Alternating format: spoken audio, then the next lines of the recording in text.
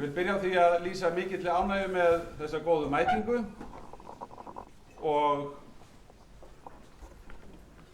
eins og ég segi, vona að þið færið ykkur innar í salinn eftir því sem hægt er, þannig að það myndist pláss fyrir þá sem enn er að koma í hús. Ég sé að enn er fólk að leggja hér fyrir utan. En það var á gamlársdag síðastliðinn sem að ég fór ásamt með varaformanni flokksins og ritara og framkvæmdastjóra að styttu Ólafs Thors við Tjörnina í Reykjavík, fyrir utan rétt við ráðherrabústaðinn, og við lögðum blómsveig til þess að minnast 50 ára árstíðar hans og leið höfðum við ákveðið að efna til þessa fundar til að minnast Ólafs Thors. Ég vil bjóða ykkur öll velkomin hingað í Valhöll á þennan minningarfund Ólaf Thors, fyrrverandi formann Sjálfstæðisflokksins, forsætisráðherra, athafnamann og ærlega manneskju sem varð Íslendingum, já, andstæðingum ekki síður en samherjum, harmdauði á gamlársdag fyrir 50 árum. Ólafur var snjall ræðumaður og hnyttinn í tilsvörum. Það á því afar vel við að hann hér á eftir ræði annar afburðaræðumaður sem er ekki síður þekktur fyrir orðheppni og snarpa kímnigáfu, Davíð Oddsson, fyrrverandi formaður Sjálfstæðisflokksins. Við erum ánægð að hafa hann hér með okkur í dag.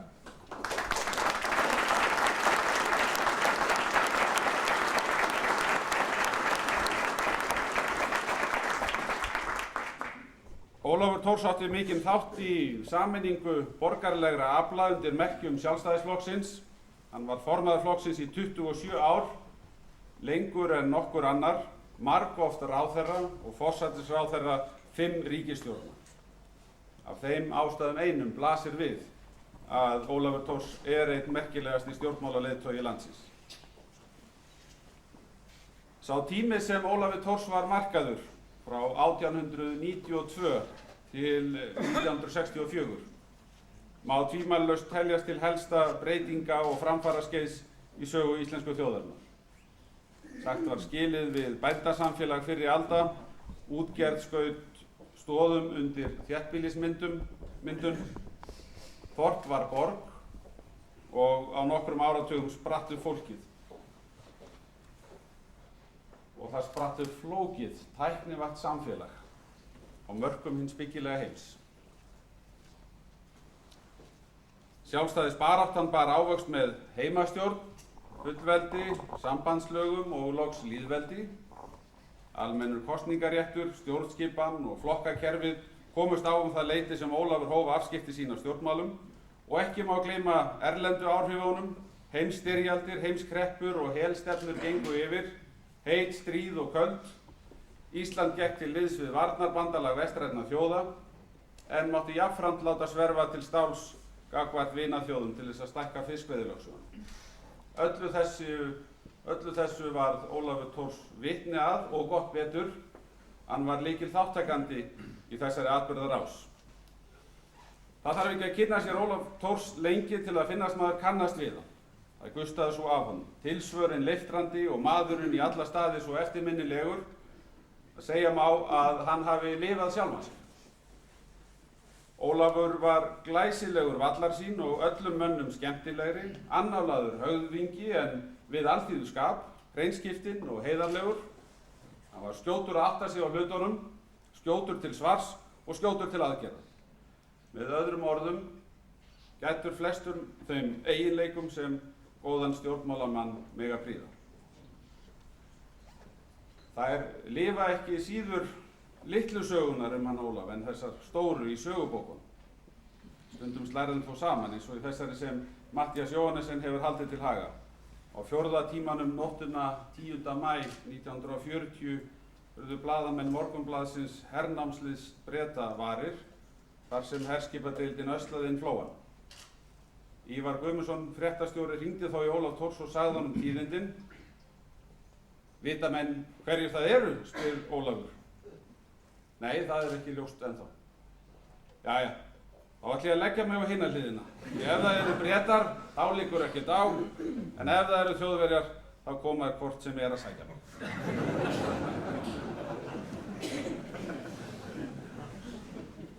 þessi saga lýsir vel kímni Ólafs og æðruleysi því þetta mat var vafalaust rétt hjá honum og leið segir hún heilmikla sögu óvissu Íslendinga með heimsstyrjöldina vofandi yfir sér daginn sem hún steig á land.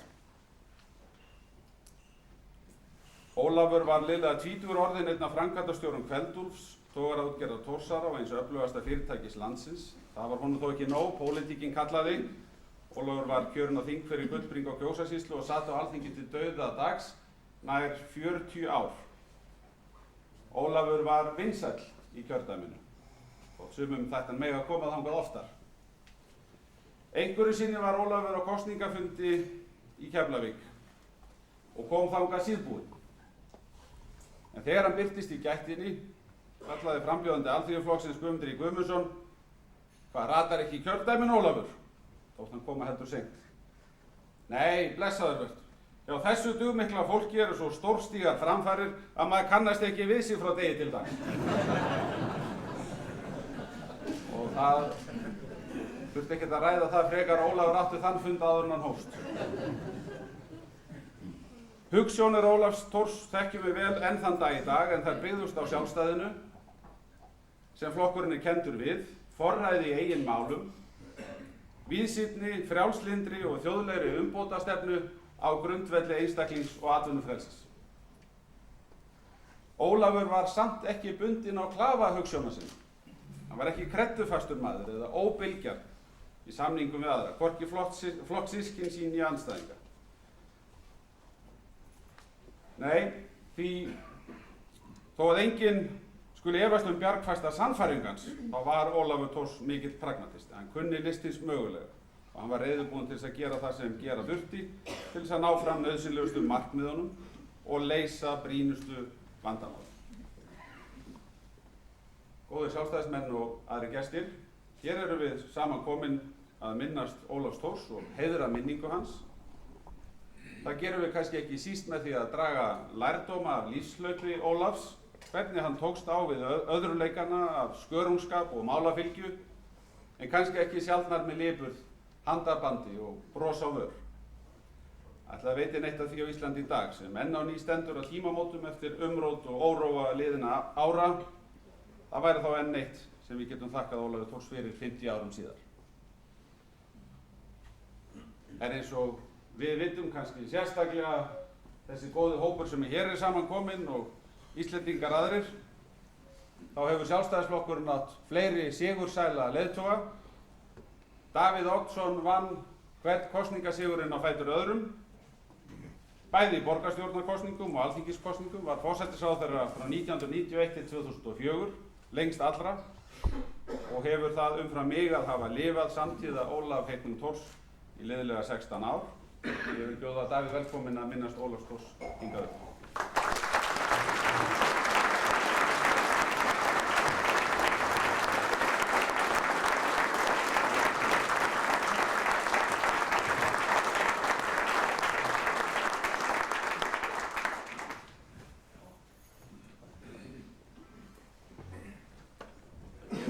Skýring síðar af hverju ég er með viskíflöskuna, þetta er ekkert að ég átti erfitt kvöld í gær.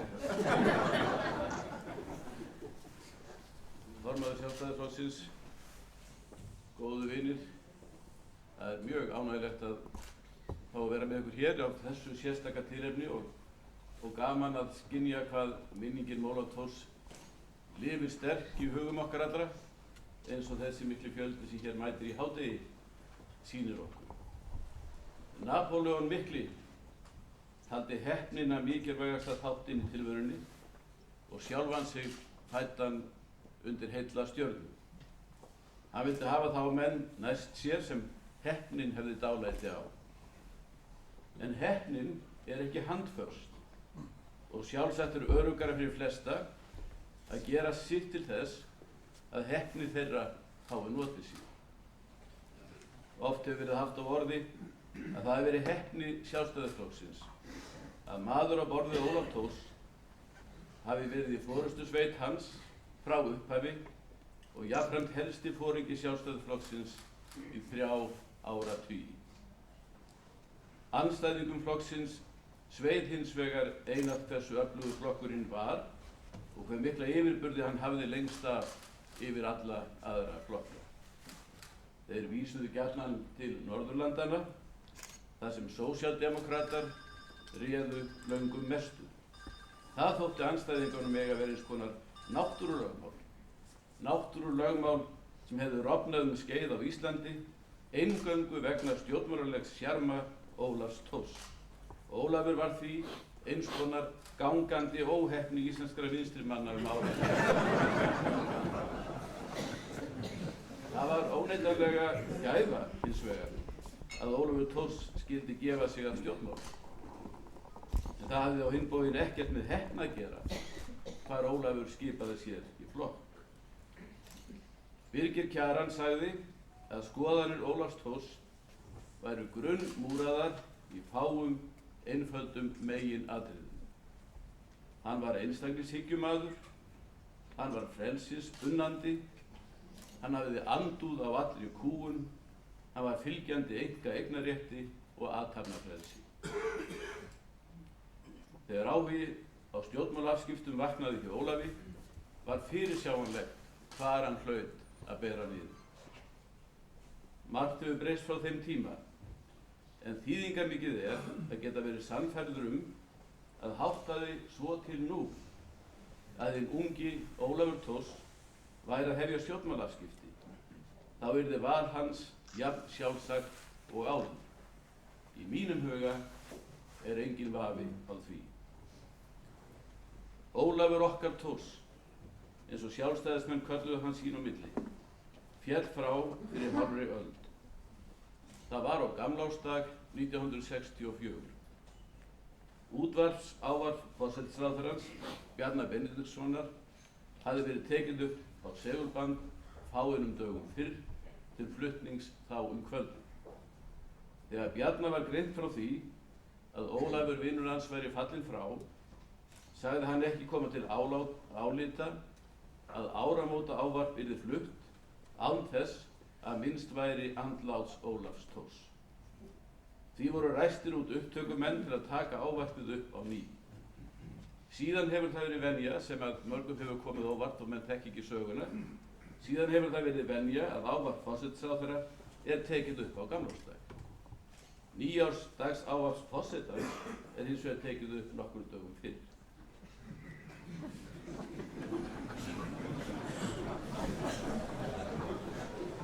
Ég sá Ólaf Thors nokkrum sinnum, bæði við athafnir á Austurvelli á 17. júní og eins þegar hann kom brunandi undir stýri á bjúgbyrðið sinni sem sveiflaðist fram og tilbaka eftir götunni í Garðastrætinu, áður en hann var ráðherra á ný í Viðreisnarstjórninni og fékk bílstjóra og þá var aksturslagið strax skaplega.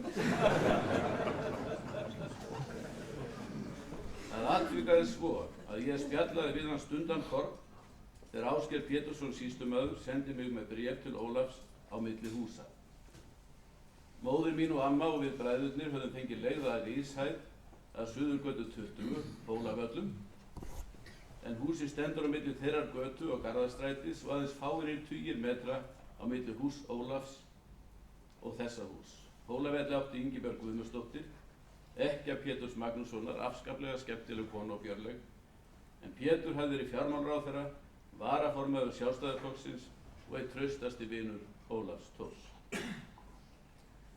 Mér þótti völlur og Ólafi þegar hann kom niður stigann og var svona og ó.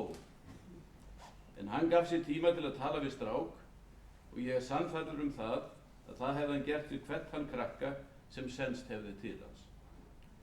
Richard, elsti bróðir Ólafs, sagði einhvern tíma: þegar maður utan á landi kemur til að hefja viðskipti við okkur í Kveldúlfi, þá reyni ég alltaf að sjá svo að það verði Ólafur sem talar við mannin, því að manninum fer strax að þykja vænt Ólaf og Ólafur mannin. Ég hafði verið alinn upp í aðdáun á Ólafi Thors, en eftir á undraðist ég mest hvernig öll mín feimni hvarf hann tók að spyrja mig mína hagi. Móðir mín og amma leituðu auðvitað fregna þennan mikilvæga fund, rétt eins og þeir hefðu nýlega hist þarna Reykján og Borbrunn. Eitthvað grunaði þær að ég myndi hafa verið stýrður í upplýsingagjöf við Ólaf. Þú hefði getað nefnt að báðir afar þínir voru þátttakendur á fyrsta landsfundi Sjálfstæðisflokksins og að Davíð langafiðinn hefði unnið fyrir þá tóstbræður í stóra húsinu á Grundarstíg og voru þeim vel söguna, sagði mamma. Jú, sagði amma. Það hefði hins vegar miklu meira viti að benda Ólaf á það að amma þín hefði verið með honum í bekk í Miðbæjarskólanum.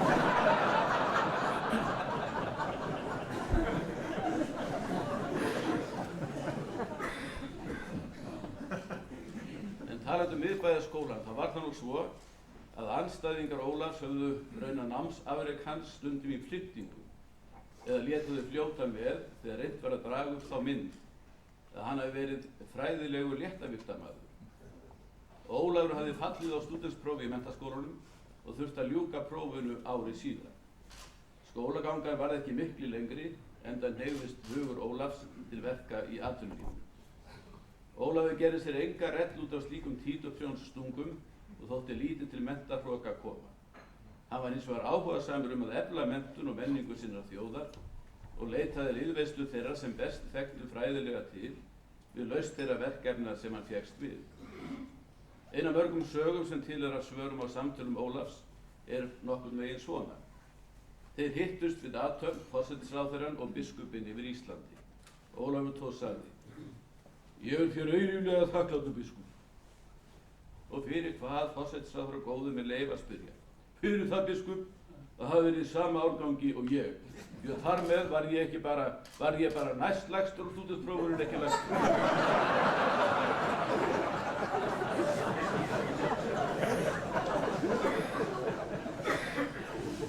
Það er sagt að biskupinn hafi við þetta tækifæri beðið Guð að hjálpa.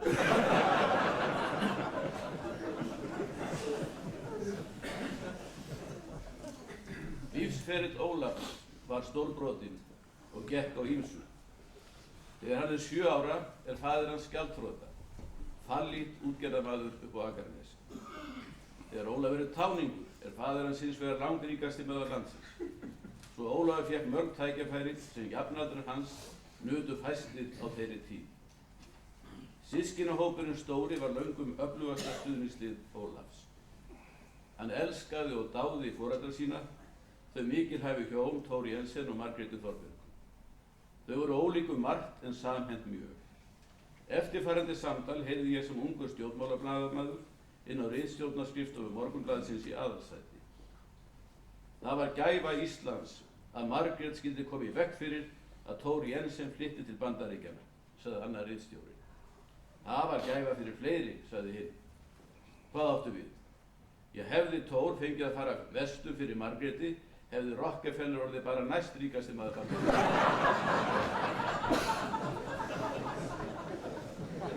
Þetta algjörlega ógleymanlegt. Matthías Jóhannesson, sem skrifaði ævisögu Ólafs, mikið rit og veglegt, sagði að Ólafur hefði erft bestu eðliskosti beggja foreldra. Bjartsýni og hugsjónahita föður síns og raunsæi og varfærni móður sinnar. En Ólafur erfði fleira. Bent hefur verið á að Ólafur hafi verið einn af þeim mönnum sem sáu lengra en aðeins það sem blasti við. Ingibjörg kona hans sagði að Ólafur hefði haft einhverja tilfinningu fyrir því hvað væri heppilegast að gera hverju sinni. Þann hæfileika hefði hann fengið frá móður sinni. Ég held að hún hafi verið forvitri, sagði Ingibjörg tengdamóður sína. Ólafur varð öflugur stuðningsmaður og samherji Jóns Þorlákssonar í Sjálfstæðisflokknum og áður í Íhaldsflokknum. Þeir þóttu sem persónur mjög ólíkir menn. Jón verkfræðingur, snargáfaður maður, íhugull og alvörugefinn mjög, fastur fyrir ef ekki beinlínis þungur. Árni Pálsson prófessor, vinur Jóns og vinur Ólafs, orðaði það svo: Jón Þorláksson hafði allra lifandi manna mest vit á dauðum hlutum. En Ólaf sagði Árni: Það er nú hægar að tala en í að komast. Að sitja inn í stofu hjá honum Ólafi Thors með viskíglas í hendi og ætla svo að neita honum greiða. Vissulega var yfirbragð Ólafs annað en Jóns og fasið gat ekki verið ólíkara. Það er kvikmyndir sem til af Ólafi sýna hversu höfðinglegur og brattur hann var. Það var ekki áunnin tilgerð. Hann var beinlínis glaðbeittur í framgöngu og hann virtist jafnan með gleðibragði, fús til slags og stórræða og hvergi bangi. Ljósmyndir eru þessu líka til vitnis, ekki síst frásagnir samferðamenna hans. Andstæðingarnir litu hins vegar svipmikla sveiflu Ólafs hornauga, en gátu þó vart dulið aðdáun sína. Þeir reyndu sumir að festa það við Ólaf að þar færi ekki þungavíktamaður í stjórnmálum, heldur alvöru lítill galgopi, gott ef ekki hálfgerður trúður. Jónas frá Hriflu, einn frægasti foringi Framsóknar, sem forðum var öflugasti andstæðingur Sjálfstæðisflokksins, sagði það mjög eftir þetta verkað að Indriði Einarsson leikskáld skyldi eignast mesta leikara landsins sem Tengdason hann Ólaf Thors. Gáski Ólafs og hnittin og snögg tilsvör voru víðfræg og slógu andstæðingar út af laginu. En gamansemi sín og galsa notaði hann einnig til að laða menn til samstarfs og auðvelda mönnum að ná saman. Jónas Haralds var á yngri árum sínum harðsnúinn vinstrimaður en gerðist sjálfstæðismaður. Hann var bæði efnahagslegur ráðuneyti vinstristjórnar Hermanns og svo viðreisnarstjórnar Ólafs, og Jónas sagði að andrúmsloftið á fundum viðreisnarstjórnarinnar hafi verið létt og skemmtilegt og eins og hann orðaði það, og með öllu ólíkt þeim drunga og spennu sem ætíð hafði hvílt yfir fundum vinstristjórnarinnar. Jónas sagði að sú aðferð Ólafs að látast vera að gera gamni sínu þegar honum var hvað mest alvara hafi oft vorið ágætan árangur. En jafnt vinir og stuðningsmenn sem pólitískir andstæðingar Ólafs Thors áttuðu sig á því að Ólafur var, þegar það átti við, athafnasamur alvörumaður, þróttmikil kímnigáfa hans breytti engum það, þvert á móti auðvitað. Stórmenni Winstons Churchill á einni 50 ára árstíð þessar mundir. Hvorum með sínum hætti sönnuðu þeir Ólafur kenningunum það að stjórnmálamenn ná aðeins máli séu þeir fúllindir leiðinda púkar sem þekkja kímnigáfu aðeins af afspurn. Þeir voru með sýnishorn slíku í síðustu ríkisstjórn.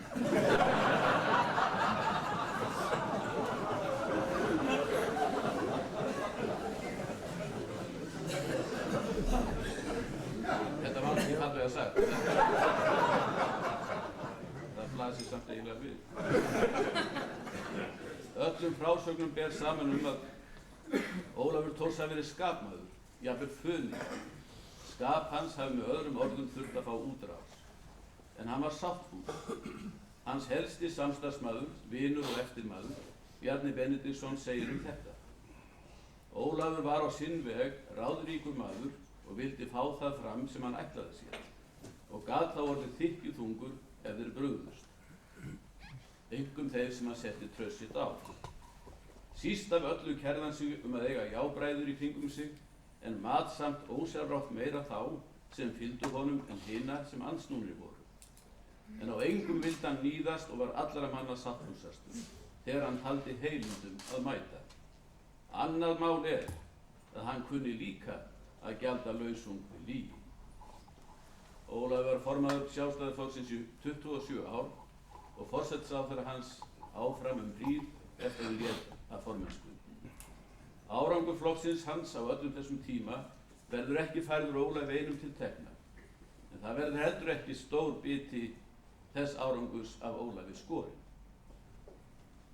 En þótt flokkurinn ætti alla tíð Ólafs og löngum síðar meiri stuðning með þjóðinni en nokkur annar flokkur, var lengi vel að brattan að sækja. Kosningalöggjöfin var hálfa öldina ósanngjörn í meira lagi og stóðst engar lýðræðislegar kröfur. Framsóknarflokkurinn naut góðs af því. Eitt dæmi segir rauninni alla söguna.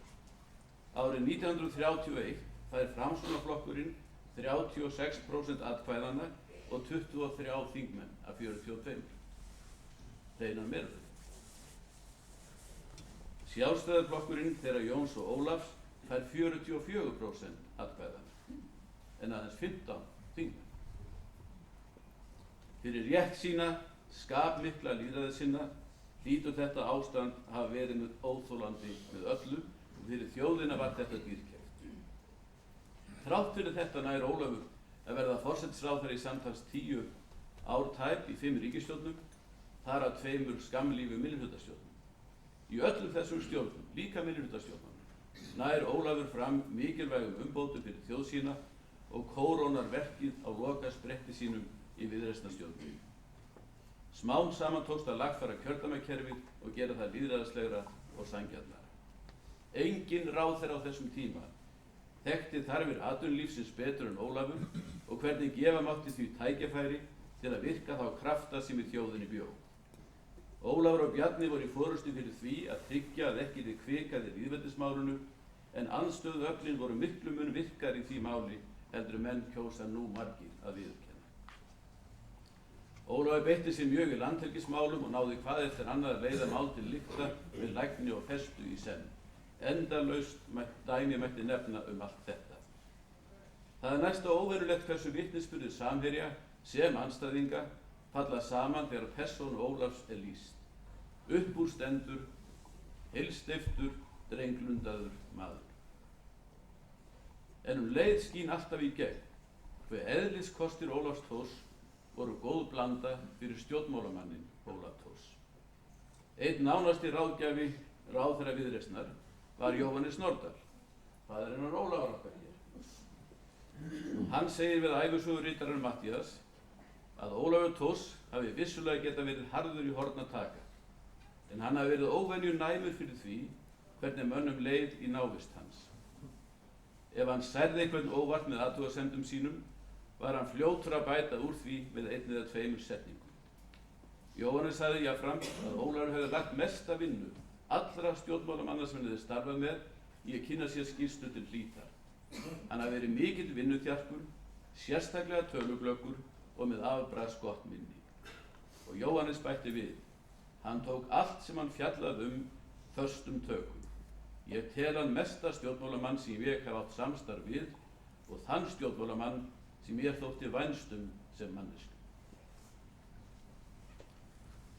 Fyrir allmörgum árum vorum við Ástríður í opinberri heimsókn í Danmörku og sátum þá boð í höllu drottningar. Hinn borðdæmi mín þar í höllinni var þá Ingrid ekkjudrottning, Friðriks IX. Ekkjudrottningin sagði við mig að eins og ég sjálfsagt vissi, hefði hún á langri ævi víða farið og hitt marga stórmerka menn. Ég hef lengi verið sannfærð það, sagði drottningin, að einn í þessum hópi hafi borið af sem skemmtilegasti maðurinn sem ég hafi nokkru sinni hitt. Ég veit ekki hvort þér þekkið til hans, en hann var, eins og þér, íslenskur forsætisráðherra og hét herra Thors. Þá er komið að flöskunni.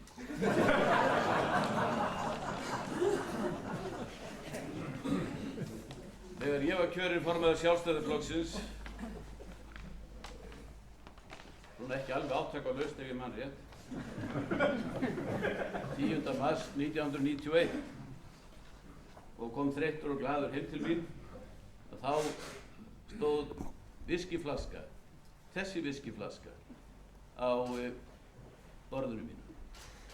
Og þó ég sé nú ekki óreglusamari heldur en gerist á gengurmiðsflokki, má það ekki fréttast þá ef svo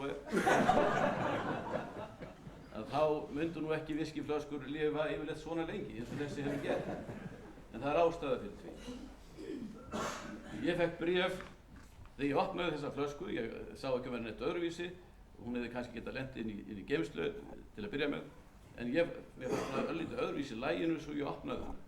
Skoðan, þá var inn í henni þetta gulnaða bréf sem nú er. Og þar stendur, ég verði að setja gleraugun, 10. mars 1991. Þeir deildu það vinirnir Pétur Magnússon, dóttir hans er nú hérna, standu upp.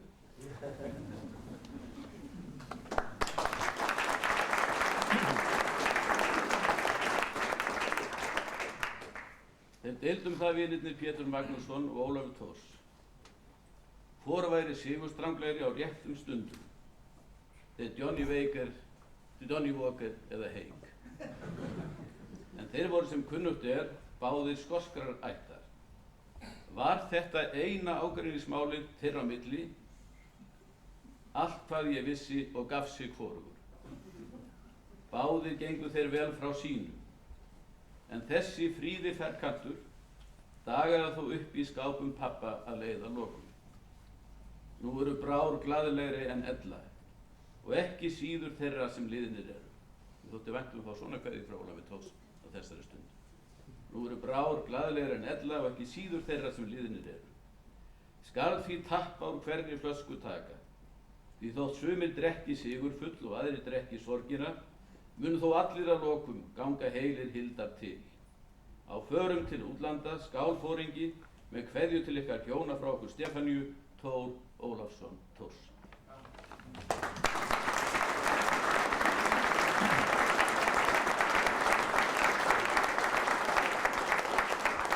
Það kemur fram á flöskunni að hún hefur kostað 120 krónur í ríkinu, það er að segja 1,20, því þetta voru gamlar krónur.